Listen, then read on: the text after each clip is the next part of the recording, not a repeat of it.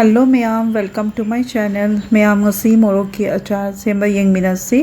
Aigi morok ki achar se ngasi kitang different oi ko normal achar ga because aigi kaino do thau do sahan da bi da directly to semba achar ni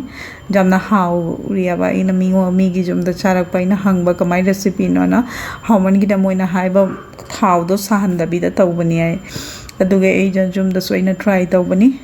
ꯑꯩꯒꯤ ꯃꯣꯔꯣꯛꯁꯦ ꯑꯁꯥꯡꯕꯤꯗꯨꯅꯦꯕ ꯐꯖꯅ ꯆꯥꯝꯊꯣꯛꯑꯒ ꯀꯪꯍꯜꯂꯒ ꯃꯍꯤ ꯑꯝꯇ ꯌꯥꯎꯕ ꯌꯥꯗꯦ ꯑꯗꯨ ꯂꯣꯏꯔꯒ ꯀꯪꯍꯜꯂꯀꯥꯟꯗ ꯑꯩꯅ ꯊꯨꯝ ꯐꯖꯅ ꯀꯛꯑꯒ ꯊꯨꯝꯅ ꯐꯖꯅ ꯃꯤꯛꯁ ꯇꯧꯔꯒꯅꯦ ꯑꯗꯒꯤ ꯀꯨꯞꯁꯜꯂꯒ ꯊꯝꯃꯒ ꯄꯨꯡ ꯑꯃ ꯃꯨꯛꯀ ꯊꯝꯃꯒ ꯃꯍꯤꯗꯣ ꯆꯠꯅꯕꯒꯤ ꯃꯥꯒꯤ ꯃꯆꯨꯝꯗꯣ ꯆꯠꯈꯤꯅꯕꯒꯤꯅꯦ ꯀꯨꯞꯁꯜꯂ ꯊꯝꯃꯦ ꯑꯗꯒꯤ ꯊꯝꯃꯒ ꯑꯗꯒꯤ ꯑꯩꯈꯣꯏꯒꯤ ꯃꯔꯣꯏ ꯃꯄꯥꯡ ꯃꯌꯥꯝꯗꯣ ꯑꯖꯋꯥꯏꯟꯅꯦ ꯀꯥꯂꯤ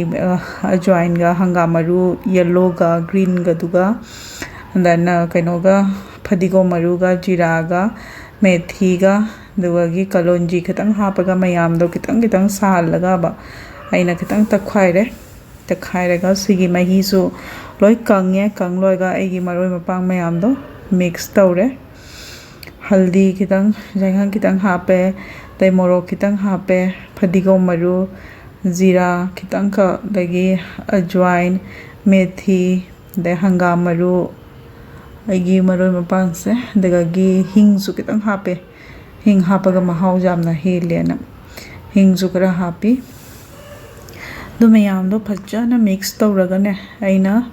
कइनो सोप सु जावरे सोप का दुम अचार हापा मरोई मयाम दो जुमदा अलैबा जिंगदो अदु मयाम इंग्रेडिएंट्स मयाम दो फजना सहालगा कबो कबो सहालगा तखाइरगा हापनी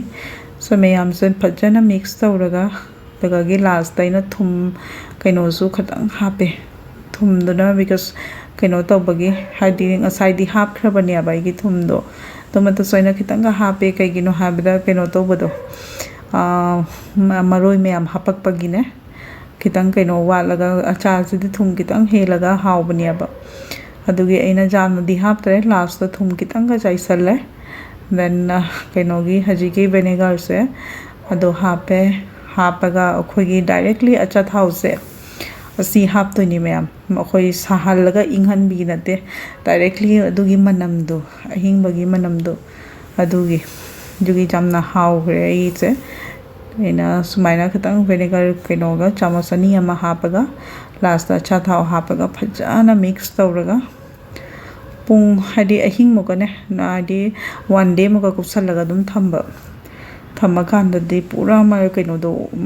फजरे अबा मचुदसु थम्मा कांददगी बोतल अकंगबदा ग्लास की बोतल अकंगबदा दुगैदुगा हापचना थम्मगा नुंसादने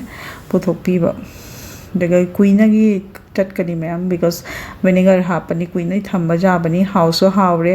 इंधमदागी सुमाइना तौबसे अचार सेमसे मुलागी अचार खंगदे मोरोक की खंगदे गाजर की खंगदे तुम हावरे बतन गा चाबा शॉर्टकट ओय हिंजांग ngौना तौना मतम मांगहनदै सरुकपुदे अबा नोमा खतंग मतम पुथोगा अचार से सुमाइ सेंबीना थम्मगा